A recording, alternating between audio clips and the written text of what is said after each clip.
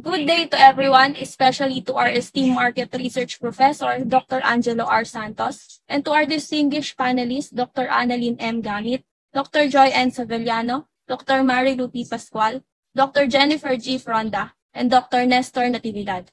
And we are the Group 17 from BS Entrepreneurship 2A. Before we formally present our research project, allow us to introduce ourselves. I am Shane Guevara, and together with my co-researchers, And I'm Luis James de Guzman. I am Cristalina Eugenio, I am Marisol Somoza. I'm Jeffrey Samota. And I'm Joseph Victor Virines. and we are honored to present our study today. Our research is entitled Factors Influencing Consumer Purchasing Decisions based on product reviews among students at NEUST San Antonio off-campus. Our study focuses on understanding the factors that affect the purchasing decisions of students at NEUST San Antonio off-campus based on product reviews. In the context of online shopping, students often rely on product reviews to evaluate the quality, credibility, and authenticity of a product before making a purchase. The research explores how factors such as the number and quality of reviews, trust in the source, social influences, and personal attitudes impact their buying behavior. Background of the study. The background of our study is to investigate factors influencing consumer purchasing decisions based on product reviews among students at NEUST San Antonio off-campus. It examines credibility, authenticity, review quality, review quantity, and social influence. For our objective, this study aims to describe the factors influencing consumers' purchasing decisions based on product reviews among students at NEUST San Antonio off-campus. Specifically, it seeks to analyze the review characteristics such as credibility, authenticity, quality, quantity, as well as the influence of others and situational factors on the purchase intentions and decisions of students. Statement of the problem. The profile of the respondents described in terms of age, sex, program, year level, frequency of online shopping, preferred product categories, frequency of reading product reviews, and primary sources of product reviews. The impact of product reviews on the purchasing decisions of students at NUST San Antonio off-campus described in terms of perceived credibility and perceived authenticity, review quality and review quantity, attitude of others, unanticipated situational factors, purchase intention, and purchase decision.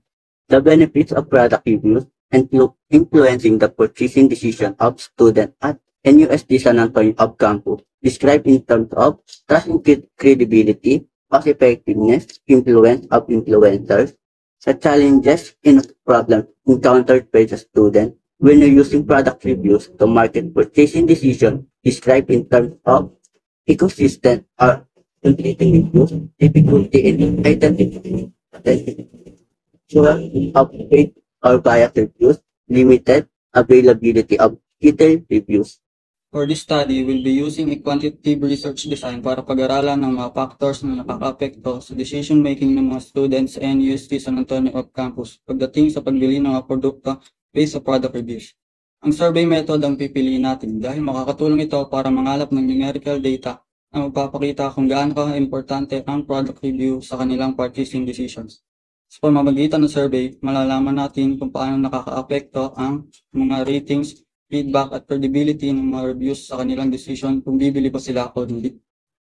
For our research local, the data relevant to study will be collected at NUST San Antonio off-campus located in San Antonio, Nueva Ecija. Dito natin gagawin ang mga survey at kukunin ang mga responses ng mga estudyante para makuha ang mga insight nila tungkol sa mga epekto ng product reviews sa kanilang mga purchasing decision. Respondents of the study. Sa study na ito, ang mga respondents ay mga college students mula sa iba't ibang programa, edad at year level sa NUST San Antonio off-campus.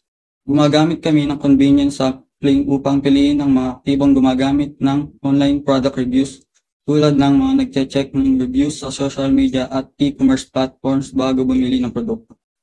In our research instruments, we use structured survey questionnaire para makuha ang mga informations regarding sa mga factors na nakapekto sa purchasing decision ng mga students pagdating sa product reviews. Yung survey namin ay binubuo ng dalawang klase ng tanong. 1.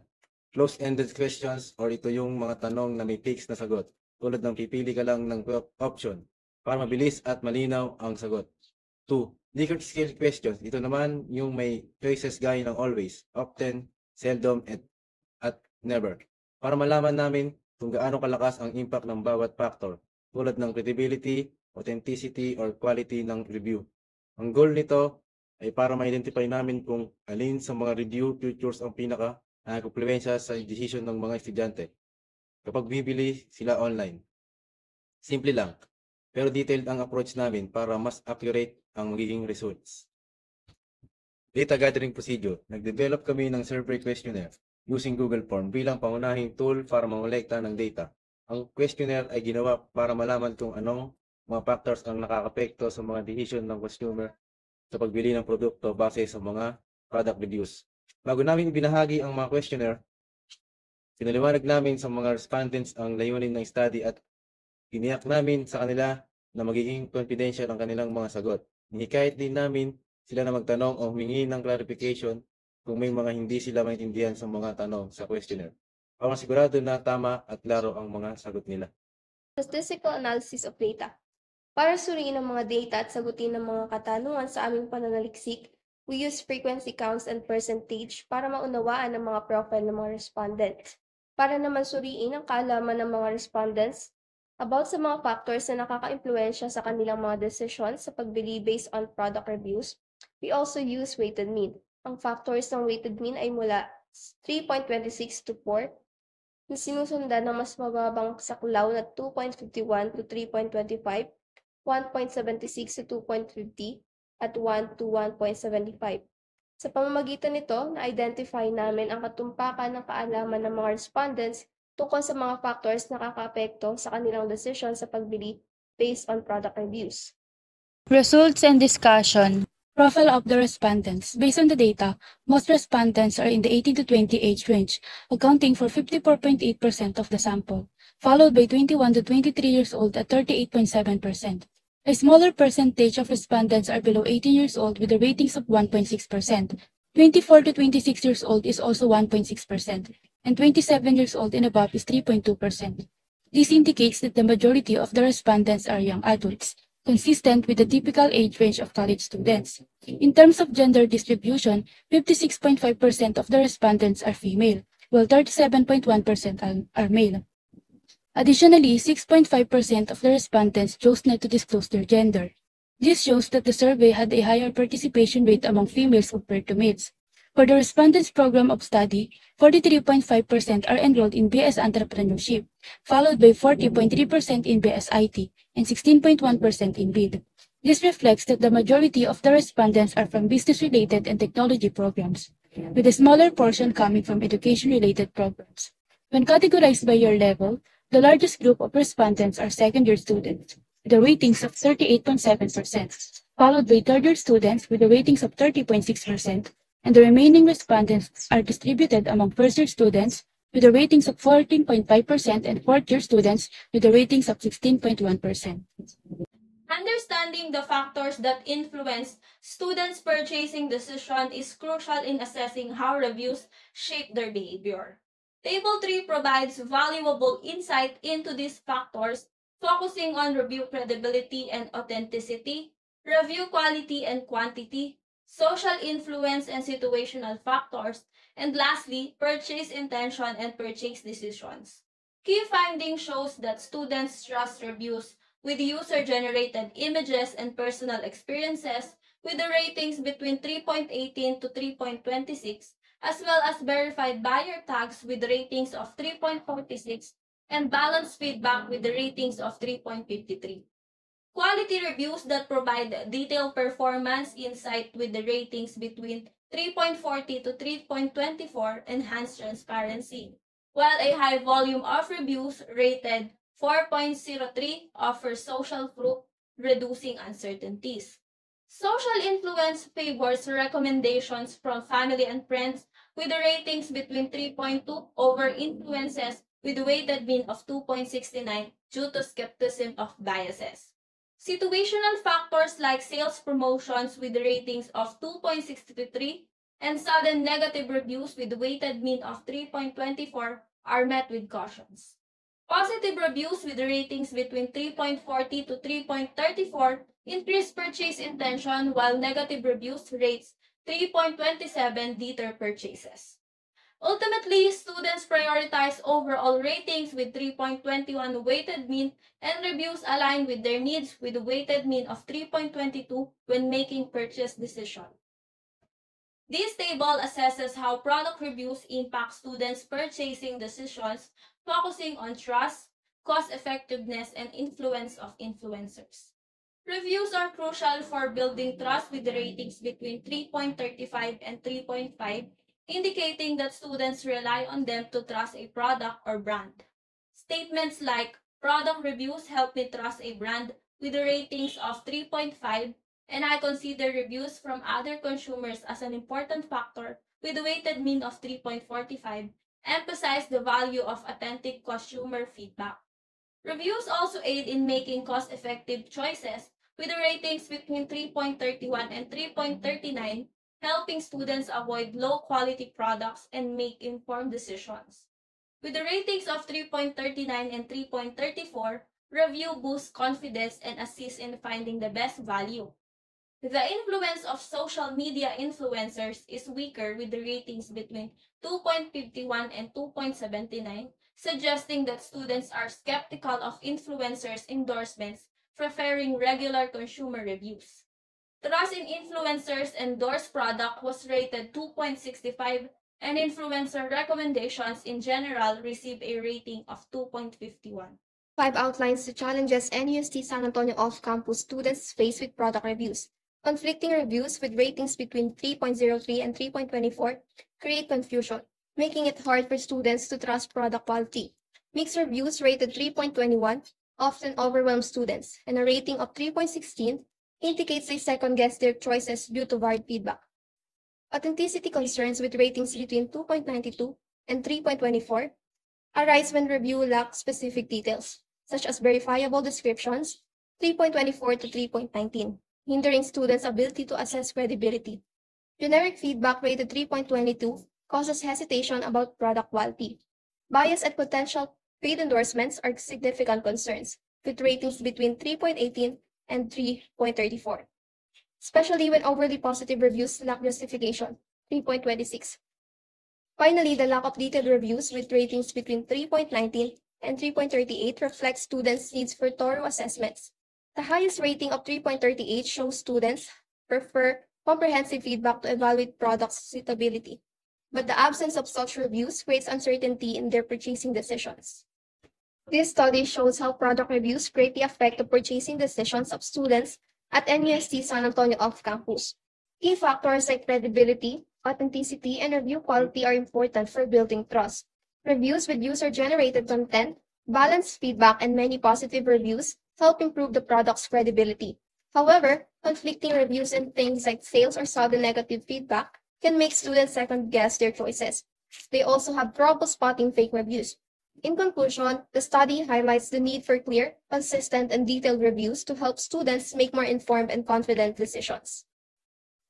For our recommendations, to influence students' purchasing decisions, e-commerce businesses should focus on verified buyer reviews, encourage user-generated content like photos and videos, and provide detailed insights about the product's strengths and weaknesses.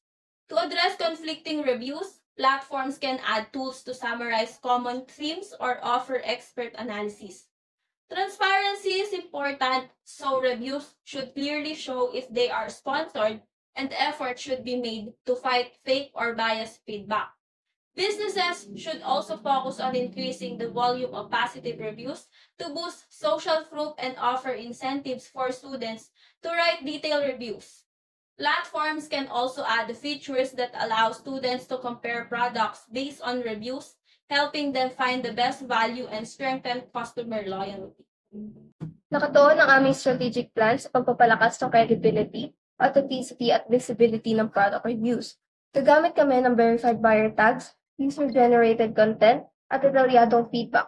Palalawigin ang reviews gamit ang follow-up prompts at referral programs. Mabilis na pagtugon sa negatibong reviews ang iminumutahin habang laging dinamituan ng mga estudyante na matukoy ang peke o bias sa review para masiguro ang transparency at tiwala ng consumer. Question and answer. This question is from Dr. Annalyn M. Gamit. The question is, why did you choose a quantitative research design for this study? And how did it help address your research objectives effectively? Thank you, Dr. Annalyn M. Gamit, for your question. Pinili namin ang quantitative research design dahil nakatulong ito sa pag-collect at pag-analyze ng numerical data para maunawaan ang mga factors na nakakaapekto sa purchasing decisions based sa product reviews. Ginamit namin ang mga surveys na may Likert scale questions upang sukatin ang mga aspeto tulad ng credibility, authenticity, at quality ng reviews. In addition, ang quantitative design ay nagbigay daan para maging accurate at applicable ang aming mga findings sa mga estudyante sa NUST San Antonio Off-Campus. Kaya mas napalawak ang aming pag-unawa at naging mas valid ang pag-usuri ng data. The second question is from Dr. Joy N. Savillano.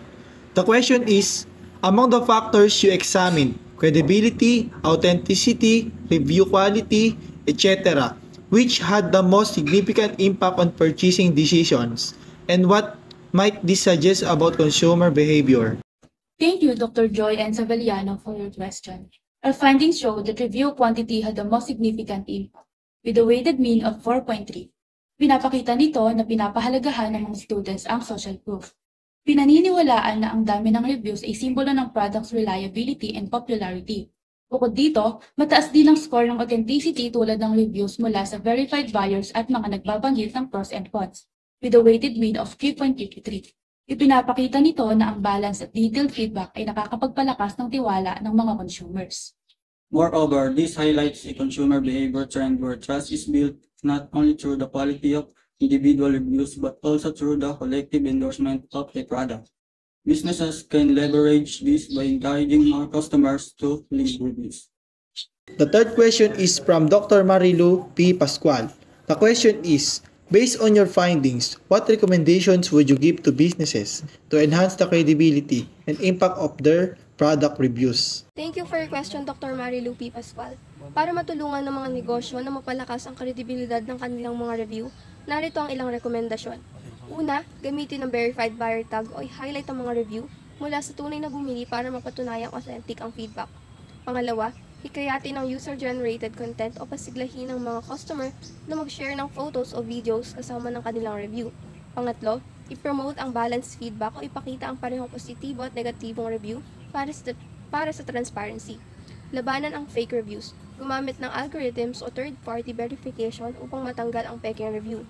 Panghuli, dagdagan ang review volume o mag-send ng follow-up reminders upang makakuha ng mas maraming review. Pinapakita na ang aming rekomendasyon ay nakapokus sa mga factors na mahalaga sa mga customer, gaya ng authenticity at dami ng mga reviews. Kaya naman makakatulong ito sa pagpapalakas ng tiwala at pag-convert ng mga potential buyers. The fourth question is from Dr. Jennifer G. Pronda. The question is, what challenges did you encounter in distinguishing between genuine and biased reviews during your analysis, and how might these challenges affect the reliability of your findings? Thank you, Dr. Jennifer G. Fronda, for your question. The main challenge we found was that students couldn't easily confirm if the reviews they read were real or fake. Dahil dito, nagiging challenging para sa kanila na makilala ang pagkakaiba na maaaring makaapekto sa kanilang mga sagot. Dahil subjective ang paghusga sa authenticity, nagdulot ito ng konting uncertainty. Para tugunan nito, naglagay kami ng mga tanong sa survey tungkol sa kung paano nila sinusuri ang credibility ng reviews, tulad ng pag-check kung may user comments o kung verified buyer ang reviewer.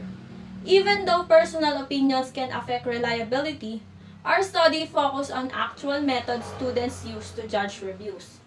On top of that, this makes our result a good reflection of how people evaluate reviews in real life. The last question is from Dr. Nestor Natividad. The question is, your study focuses on students at NUST San Antonio Campus.